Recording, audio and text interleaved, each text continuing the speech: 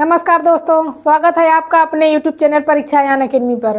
दोस्तों हम लोग केवीएस इंग्लिश की प्रैक्टिस सेट देख रहे हैं जो अभी एग्जाम होना है। दोस्तों इतना भी ध्यान दीजिएगा, केवीएस जो टीजीटी का है उसका डेट निश्चित हो। टीजीटी जो इंग्लिश का एग्जाम होना है उसकी डेट निश्चित हो चुकी है। 13 तारीख को एग्जाम है, जो कि मंडे को एग्जाम स्टार्ट है। उस दिन एग्जाम होना है टीजीटी का। तो आप लोग क्या ध्यान से क्लास देखते रहिए। और दिया गया है उसमें क्या है, टीजीटी जो कॉमन पेपर रहेंगे पीआरटी वो पूछा जा रहा है। फिर उसके बाद जो सिलेबस से सब्जेक्ट से रहेंगे 100 क्वेश्चन जो रहेंगे वो सब्जेक्टिव रहेंगे। तो चलिए इसमें देखते हैं हम लोग क्या लेके आए हैं। लाए हैं लिटरेचर से संबंधित, जो भी लिटरेचर से संबंधित जितने क्वेश्चन रहेंगे उसकी प्रैक्टिस करा रहे हैं। उसके बाद ग्रामर के भी क्वेश्चन कुछ लाए हैं। तो चलिए क्लास को स्टार्ट करते हैं, देखते हैं। पहला क्वेश्चन दिया गया, according to the story. Story क्या है? According to the story the treasure within. ये जो स्टोरी का नाम है the treasure within which standard Hafeez Contractor lost interest in study. इसमें क्या कहा गया है, किस स्टैंडर्ड में, मतलब कौन सी कक्षा में जो हाफिज कॉन्ट्रैक्टर है वो स्टडी में अपना रुचि खो देते हैं। मतलब उनके जो स्टडी के प्रति जो उनकी रुचि रहती थी वो खो देते हैं। दिया गया ऑप्शन क्या, फर्स्ट स्टैंडर्ड में या फिर सेकेंड स्टैंडर्ड में या थर्ड स्टैंडर्ड में या फोर्थ स्टैंडर्ड में। तो दोस्तों ये जो स्टोरी दी गई है द ट्रीजर विद इन में, इस स्टोरी में जो हाफिज है वो अपनी पढ़ाई के प्रति रुचि थर्ड स्टैंडर्ड में ही खो देते हैं। तो ऑप्शन सी यहाँ पे सही होगा, थर्ड। अगला क्वेश्चन देखते हैं। In the story the fight story का नाम है। इसमें क्या कहा गया है, it was decided that the fight will continue. In the story the fight जो स्टोरी है उसमें क्या डिसाइड किया गया, दो बच्चे होते हैं वो लड़ाई करते हैं एक दूसरे से। तो उसमें क्या डिसाइड किया जाता है कि the fight will continue. The fight will continue मतलब कब तक कंटिन्यू रहेगा। तो देखते हैं उसमें बच्चे क्या होते हैं, वो लोग ना झगड़ा करते करते थक जाते हैं, लड़ाई करते करते थक जाते हैं। तो लोग डिसाइड करते हैं हम लोग कल फिर से अभी शांति आराम करते हैं, कल से फिर लड़ाई करेंगे। तो होता है ना। तो यहाँ पे देखिए ऑप्शन दिया गया आफ्टर एन आवर, क्या 1 घंटे बाद की बात की, इन द इवनिंग क्या शाम की बात की गई, या फिर द नेक्स्ट डे, या नन ऑफ दिस। तो यहाँ पे देखते हैं ऑप्शन सी सही होगा। जो बच्चे होते हैं वो लड़ाई करते हैं, तो वो लोग लड़ाई करते हैं, जब थक जाते हैं तो वो लोग डिसाइड करते हैं कि अब हम लोग अगले दिन इस लड़ाई को कंटिन्यू करेंगे, आज आराम करते हैं। तो ऑप्शन सी यहाँ पे करेक्ट होगा। अगला प्रश्न है, who translates jalebi in Urdu to English. जो जलेबी जो इंग्लिश में लिखा गया था, ये क्या कहानी दी गई, इंग्लिश में लिखा गया, इसको किसने, उर्दू में लिखा गया था, इसको किसने इंग्लिश में ट्रांसलेट किया था। ऑप्शन दिया गया है सूफियाना पठान, ऑप्शन बी दिया गया है मोहम्मद, ऑप्शन सी दिया गया है मोहम्मद, ऑप्शन डी क्या है, हीना। तो यहाँ पे देखते हैं किसने उर्दू जो जलेबी जो राइटिंग है वो उर्दू में लिखा गया था उसको इंग्लिश में किसने ट्रांसलेट किया था। तो सूफिया पठान ने किया था। और इसको इंग्लिश में किसने लिखा, ये जो उर्दू में लिखा गया इसको किसने लिखा था। तो इसमें लिखे थे अहमद नदीम काश्मी। ये जो थे इन्होंने ही उर्दू में जलेबी को लिखा था। जलेबी जो स्टोरी है इसको किसने लिखा था, तो इसको अहमद नदीम काश्मी ने उर्दू में लिखा था। इसको ट्रांसलेट इंग्लिश में किसने किया था, तो सूफिया पठान ने किया था। ऑप्शन ए यहाँ पे करेक्ट होगा। अगला प्रश्न है, how many rupees does the boy have in the chapter jalebi. Jalebi जो चैप्टर दिया गया इसमें क्या बॉय के पास कितने रुपीज होते हैं। ऑप्शन ए क्या 5 रुपीज थे, ऑप्शन बी है 40 रुपीज, ऑप्शन सी क्या दिया गया 4 रुपीज, ऑप्शन डी 10 रुपीज। यहाँ पे तो जलेबी जो स्टोरी है इसमें क्या है, चैप्टर जो बॉयज रहता है उसके पास केवल 4 रुपीज होते हैं, 4 रुपीज, वो भी किसके लिए, ये स्कूल की फीस होती है, ये स्कूल फी होती है। लेकिन इसको इसमें क्या कर देता है, वो स्कूल फी को जलेबी में वेस्ट कर देता है। तो ऑप्शन सी यहाँ पे सही होगा, वो जलेबी के लिए 4 रुपए खर्च कर देता है, स्कूल की फीस जो होती है 4 रुपए। तो ऑप्शन सी यहाँ पे करेक्ट होगा। अगला प्रश्न है, how did Bholi's parents accept Bishamber's marriage proposal in the chapter Bholi. Chapter जो भोली दिया गया उसमें जो बिसाम्बर होते हैं, भोलीज के पेरेंट बिसाम्बर से वो मैरिज के प्रपोजल को क्यों एक्सेप्ट करते हैं। तो option A he has a house, he has a big shop, option C दिया गया he has good bank balance, option D दिया गया ऑल ऑफ द एबव। यहाँ पे सही क्या होगा, ऑप्शन डी सही होगा, ऑल ऑफ द एबव। क्या वो जो बिसाम्बर होते हैं उनके मैरिज के प्रपोजल को भूमिज के क्या भोलीज के पेरेंट्स क्यों एक्सेप्ट करते हैं, क्योंकि उनके पास बड़ा घर होता है, एक घर होता है, फिर उसके बाद बिग शॉप, बड़ी सी एक दुकान होती है, और उनके पास बैंक बैलेंस ज़्यादा होता है। तो आजकल भी देखते हैं जिनके पास ये सब रहता है वो लोग शादी के लिए तुरंत एक्सेप्ट कर लेते हैं। तो यहाँ पे क्या दिया गया है, he has a house, he has big shop, he has good bank balance. Option तीनों यहाँ पे उसके पास विशाखंबर के पास रहता है, इसी वजह से भूलिस के पेरेंट्स उसके शादी को, प्रपोजल को एक्सेप्ट करते हैं। यहाँ पे ऑल ऑफ द एबव सही होगा, ऑप्शन डी। अगला प्रश्न है, who try to invade the earth in 21st century in the chapter the book that saved the earth. जो the book that saved the earth, इस चैप्टर में किसने invade किया था, कौन कोशिश कर रहा था अर्थ को इन्वेड करने का। ऑप्शन ए है an alien, option B martians, option C super natural power, या ऑप्शन डी क्या दिएगा, डेमन। तो यहाँ पे सही क्या होगा, ऑप्शन बी। जो मार्टियंस होते हैं वो ट्राई करते हैं to invade the earth in the 20th century. ये जो चैप्टर दिया गया है the book that saved the earth, इसमें मार्टियंस जो होते हैं वो क्या करते हैं, वो कोशिश करते हैं अर्थ को इन्वेड करने की। ऑप्शन बी यहाँ पे करेक्ट होगा। अगला प्रश्न है, where did the speaker see a snake in the poem garden snake. जो गार्डन स्नेक पोएम है, इसमें जो स्पीकर होते हैं वो कहाँ पे स्नेक को देखते हैं, मतलब सर्प को कहाँ पर देखते हैं। ऑप्शन ए दिया गया हिज हाउस, ऑप्शन सी है in the grass, option D none of this, option B क्या दिया गया, बैंक ऑफ रिवर। यहाँ पे सही ऑप्शन क्या होगा, जो रीडर होते हैं, स्पीकर होते हैं, वो उस पोएम में गार्डन स्नेक को कहाँ पे देखते हैं, वो हिज हाउस, अपने घर में देखते हैं, पानी के बगल में, पीने वाला पानी उसके बगल में, अपने घर में ही सर्प को देखते हैं। तो ऑप्शन ए यहाँ पे करेक्ट होगा। अगला प्रश्न, how did the rain change and what was the result of it according to the chapter letter to God. Letter to God जो चैप्टर दिया गया, इसमें जो वर्षा होती है वो किस प्रकार से चेंज होती है और उसके चेंज होने के बाद क्या घटित होता है, उसका रिजल्ट या परिणाम क्या होता है। The rain started pouring down, क्या मूसलाधार बारिश होना शुरू होती है, फिर but suddenly a strong wind blew and very large hail stones began to fall along with the rain and it destroyed Lencho's cornfield. Option B दिया गया है, the rain provided the suitable opportunity for the cornfield. Option B दिया गया है, both A and B are correct, option D दिया none of these. यहाँ पे दोस्तों ध्यान देंगे, जो दिया गया है लेटर टू गॉड, ये स्टोरी किसकी है, यहाँ पे जो लेंचो होते हैं उनकी स्टोरी है। उनमें बताया गया कि जो वर्षा होती है पहले वो भगवान से उम्मीद करते हैं कि किसी प्रकार से एक मूसलाधार बारिश हो जाए या फिर किसी प्रकार से कोई फुहारा पड़ जाए, तो उनके जो कॉर्न फसल होती है वो किसी तरह से अच्छी हो जाए। बारिश तो होती है, उनके इच्छा अनुसार बारिश होना शुरू होती है, लेकिन अचानक क्या होता है, उसके बाद अचानक होता है सडनली स्ट्रॉन्ग, एक बहुत ही तेजी से हवा आती है और बर्फ ओले पड़ने लगते हैं, जिससे उनकी सारी फसल नष्ट हो जाती है और वो पूरी तरह बर्बाद, along with the rain and destroy Lencho's cornfield. Lencho's जो कॉर्नफील्ड होती है वो पूरी तरह बर्बाद हो जाती है। तो यहाँ पे ऑप्शन ए सही होगा। किस तरह, पहले तो वो कोशिश इच्छा करते हैं कि किसी तरह बारिश होना शुरू होती है, लेकिन कुछ टाइम बाद ऐसा होता है कि बहुत तेज ओले पड़ने लगते हैं, हवाएं चलने लगती है, सारे उनके कॉर्न की जो फसलें होती हैं वो सारी बर्बाद हो जाती हैं। तो ऑप्शन ए यहाँ पे करेक्ट होगा। अगला प्रश्न, which does Mandela think is natural to love और hate according to the chapter Nelson Mandela long walk to freedom. Nelson Mandela की जो लॉन्ग वॉक टू फ्रीडम है, इसमें जो नेल्सन मंडेला होते हैं वो क्या सोचते हैं, लव और हेट के बारे में, वो उनकी क्या विचारधाराएं होती हैं, किस चैप्टर में लॉन्ग वॉक टू फ्रीडम में उनकी क्या विचारधारा लव और हेट के बारे में होती हैं।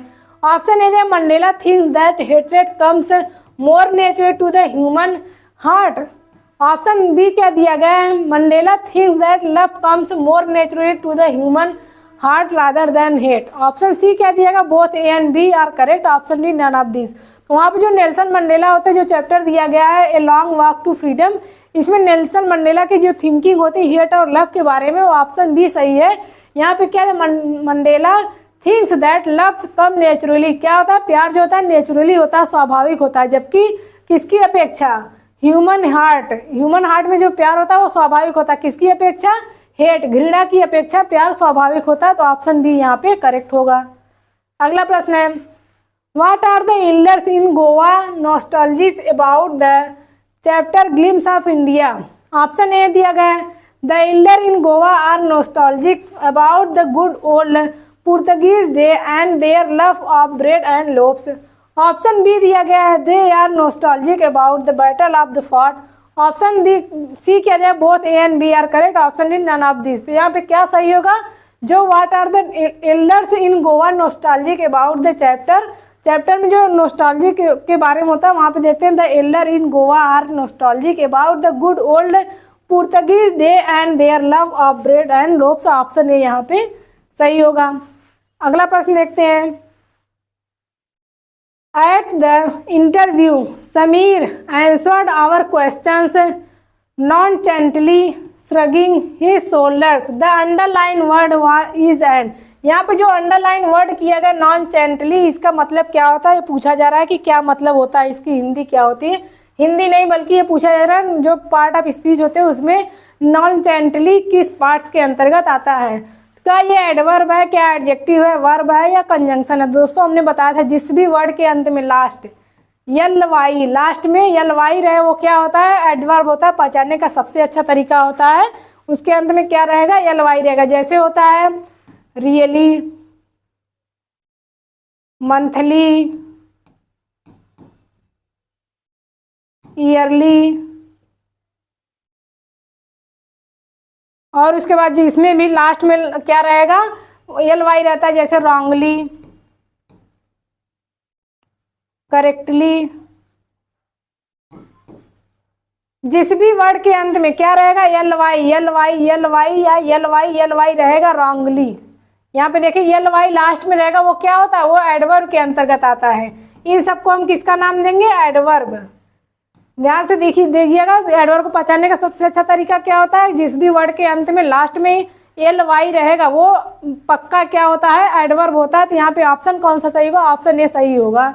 अगला प्रश्न है, in which of the following sentence the word water has been used as a adjective. Water जो वर्ड दिया गया ये किस सेंटेंस में एडजेक्टिव के रूप में यूज हुआ है। ऑप्शन देखते हैं, वाटर द प्लांट, यहाँ पे वाटर किसका काम कर रहा है, वाटर किसका काम कर रहा है, वर्ब का काम कर रहा है। ऑप्शन बी देखते हैं, ब्रिंग सम वाटर, कुछ मतलब कुछ पानी लाओ। तो ऑप्शन यहाँ पे जो वाटर ये किसका काम कर रहा है, नाउन का। फिर उसके बाद देखते हैं दिया गया है, fish is a water animal. Option D क्या देगा, ऑलवेज ड्रिंक सेफ वाटर, यहाँ पर भी नाउन का काम है वाटर का। लेकिन देखते हैं ऑप्शन सी में क्या दिया गया, हमें एडजेक्टिव को पकड़ना है, कहाँ पे वाटर एडजेक्टिव का काम कर रहा है। Fish is a water animal, क्या होता है, फिश क्या होती है, मछली क्या होती है, वाटर एनिमल, मतलब पानी के पशु होते हैं, जानवर होते हैं। यहाँ पे जो वाटर किसका काम को, वाटर किसको मॉडिफाई कर रहा है, नाउन। एनिमल क्या है, नाउन को मॉडिफाई कर रहा है। तो यहाँ पे वाटर क्या हो जाएगा, ये एडजेक्टिव हो जाएगा। क्या होगा, एडजेक्टिव। यहाँ पे ऑप्शन कौन सा सही होगा, ऑप्शन सी सही होगा। अगला प्रश्न देखते हैं, विच of the following sentence is a grammatically correct. यहाँ पे देखते हैं कौन सा सेंटेंस ऐसा है जो ग्रामेटिकली करेक्ट है। The state of his affairs were such as to cause anxiety to his creditors. Option B दिया गया, the rise and fall of the tide is due to lunar influence. Option C क्या दिया गया, the chairman with the directors are to. यहाँ पे देखिए ये गलत दिया गया। ऑप्शन डी क्या दिया गया, Sanskrit as well as America वर। यहाँ पे सही आंसर कौन सा होगा, करेक्टली ग्रामेटिकल रूप से करेक्ट कौन सा ऑप्शन सही होगा, तो ऑप्शन बी यहाँ पे सही है। The rise and fall of the tide is due to the lunar influence. Option B सही है। अगला प्रश्न देखते हैं क्या दिया गया है, which of the following does not mean the same as the underline word in the given sentence. यहाँ पे जो गिवन सेंटेंस यहाँ पे अंडरलाइन विजिबली रहेगा। इसमें पूछा जा रहा है जो अंडरलाइन वर्ड है उसका क्या जो सेम मीनिंग नहीं है, मतलब 4 ऑप्शन दिए गए, एक तो सेम मीनिंग नहीं होगा, बाकी सब होगा। अपरेंटली मतलब होता है पारदर्शी। यहाँ पे देखते हैं हमें क्या बताना है, जो उसको विजिबली क्या होता है, जो देखने योग्य हो, देखने योग्य।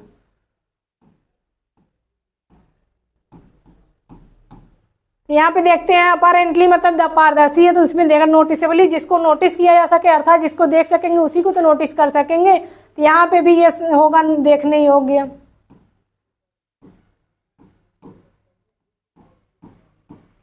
फिर उसके बाद क्या दिया गया, इम्परसेप्टिबली।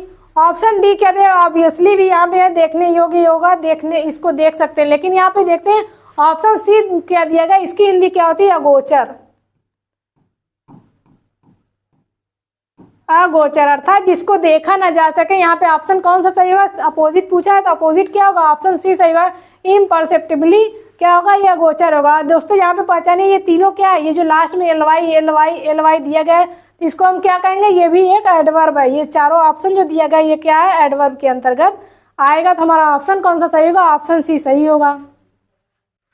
विच ऑफ द ट्रांजिटिव वर्ब, यहाँ पे क्या पहचानना है, ट्रांजिटिव वर्ब कौन सा है जिसमें क्या है, ये क्या होती है, इसकी हिंदी सकर्मक,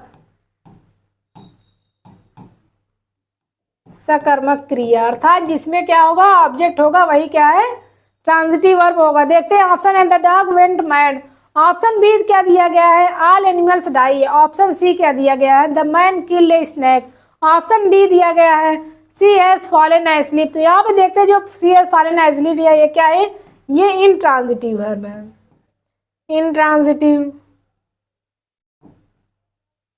यहाँ पर देखते हैं a animal, all animal is die, सभी क्या जानवर मर चुके थे, तो यहाँ पे क्या होगा, आप यहाँ भी क्या है, इंट्रांजिटिव।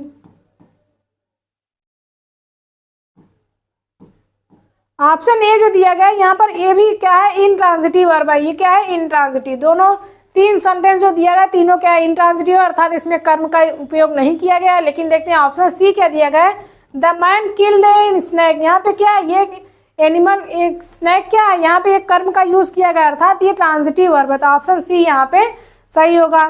अगला प्रश्न है which of the following will be the correct indirect speech, यहाँ पे क्या बताना है, इनडायरेक्ट स्पीच बताना है। देखते हैं सेंटेंस दिया गया है He said I shall leave this paper here, तो यहाँ पे देखते हैं इसका ट्रांसफॉर्मेशन कैसे होगा, He said that, first person said that, first person किसके अनुसार चेंज होता है, तो फर्स्ट पर्सन जो होता है रिपोर्टिंग वर्ब के सब्जेक्ट के अनुसार, सब्जेक्ट क्या है ही, तो ही का ही होगा। यहाँ पे शैल जो यूज किया गया शैल आई के लिए यूज किया गया, लेकिन यहाँ पे जब ही होगा ही के साथ क्या यूज करेंगे, विल का क्या हो जाएगा, वुड। दिस का क्या हो जाता है, दिस का इनडायरेक्ट में दोज हो जाता है, दोज पेपर्स देयर, हियर का क्या हो जाता है, देयर। तो यहाँ पे देखते हैं किस ऑप्शन में है, he said that he would leave those paper there, तो ऑप्शन यहाँ पे ए करेक्ट होगा। अगला प्रश्न देखते हैं दिया गया चेंज द इनडायरेक्ट, यहाँ पे direct sentence into indirect, direct sentence दिया गया इसको किसमें चेंज करना है, इनडायरेक्ट सेंटेंस में चेंज करना है। तो देखते हैं जो दिया गया है Mohan said alas I am undone, तो यहाँ पे देखते हैं इसका ट्रांसफॉर्मर कैसे होगा, तो यहाँ पे एक्सक्लेम का यूज करते हैं। एक्सक्लेम के साथ क्या यूज करते हैं, जैसा भाव रहता है उस प्रकार के वर्ड्स का हम प्रयोग करते हैं। जैसे दिया गया Mohan exclaimed that, exclaimed sadly, क्या होगा, exclaimed sadly that, first person दिया गया सब्जेक्ट क्या है, सब्जेक्ट क्या है मोहन, मोहन का क्या होगा ही वाज अनडन। देखते हैं किसमें दिया गया Mohan exclaim sadly that he was undone, option A यहाँ पे करेक्ट होगा। बाकी सब में एक्सक्लेम के बाद देखिए भाव का यूज नहीं किया गया, किस प्रकार के भाव उसमें व्यक्त हो रहे हैं, इस वजह से ये तीनों सेंटेंस गलत होगा, ऑप्शन ए यहाँ पे सही होगा। अगला प्रश्न देखते हैं put out the following indirect speech, यहाँ पे बताना हमें इनडायरेक्ट स्पीच बताना है। क्या दिएगा how smart you are she said, तो यहाँ पे देखते क्या होगा, क्या कर रहा है वो एक्सक्लेम्ड कर रहा है, क्या है she exclaimed that he was, क्या रहेगा यहाँ पे देखते हैं she exclaimed that he was very smart, क्या रहेगा ही वाज वेरी स्मार्ट। यहाँ पे यू दिया गया थर्ड सेकंड पर्सन किसके अनुसार चेंज होता है, सेकंड पर्सन ऑब्जेक्ट के अनुसार, तो ऑब्जेक्ट क्या होगा यहाँ पे, ऑब्जेक्ट यहाँ पे ही माना गया है, इस वजह से हाउ स्मार्ट यू आर, यहाँ पे यू का क्या हो जाएगा, ही हो जाएगा। तो ऑप्शन यहाँ पे देखते हैं how smart you are, option B यहाँ पे करेक्ट होगा। She exclaim that he was very smart, option B correct होगा। अगला प्रश्न है turn the following into indirect, यहाँ पर भी क्या बताना हमें, इनडायरेक्ट स्पीच को बताना है। Do you right A good hand he said, क्या यहाँ करना है, ये इंट्रोगेटिव सेंटेंस दिया गया जिसको हम किस में चेंज करेंगे, he asked, he asked whether, यहाँ पे इफ या वेदर का कानो इनवर्ट कामा की जगह पे यूज करते हैं, तो यहाँ पे ऑप्शन में वेदर का यूज किया गया, इस वजह से हम लोग भी वेदर करेंगे। वेदर यहाँ पे देखें क्या है, डू दिया गया, डू किसके अनुसार, ऑब्जेक्ट के अनुसार, तो ऑब्जेक्ट यहाँ पे सब्जेक्ट में ही है, तो वहां पे क्या मानेंगे फर्स्ट पर्सन को, तो क्या हो जाएगा आई। राइट का क्या हो जाएगा रोट ए गुड हैंड। देखते हैं किसमें he ask whether I wrote a good hand, option A correct हो जाएगा। अगला प्रश्न देखते हैं, दिया गया है यहाँ पे हमें क्या बताना है, दिया गया फ्रेजेस, इडियम फ्रेजेस दिया गया, इसका हमें अर्थ बताना है, इसका मतलब क्या होता है। दिया गया है hard and fast means, hard and fast means ये इडियम फ्रेजेस दिया गया, इसका मतलब क्या होता है। ये प्रॉब्लम डिफिकल्ट टू सॉल्व, ऐसा प्रॉब्लम जो डिफिकल्ट परेशानी हो सॉल्व करने में, दैट कांट बी अल्टर्ड जिसको चेंज ना किया जा सके, या फिर दिया गया speedy solution of the problem, किसी प्रॉब्लम की जो तुरंत सोल्यूशन हो जाए, या फिर ऑप्शन डी दिया डिफिकल्ट टू अंडरस्टैंड जिसको समझने में कठिनाई होगा वो होगा। तो यहाँ पे देखते हैं इसका मतलब क्या होता है, हार्ड एंड फास्ट मतलब होता है दैट कांट बी अल्टर्ड जिसको चेंज नहीं किया जा सकता, जिसको आसानी से बदला नहीं जा सकता, वो क्या होता है हार्ड एंड फास्ट होता है। तो ऑप्शन बी यहाँ पे करेक्ट होगा, that can't be altered, option B correct होगा। तो दोस्तों ये थे हमारे कीवीएस के जो आज के क्वेश्चन हम लाए थे, वो हमारे समाप्त होते हैं। अगर आपको कहीं पर कोई भी डाउट हो तो आप कमेंट सेक्शन में जरूर पूछिएगा। हमारा चैनल पसंद करिए, हमारे चैनल को लाइक शेयर और सब्सक्राइब जरूर करिए। आप सभी का बहुत बहुत धन्यवाद।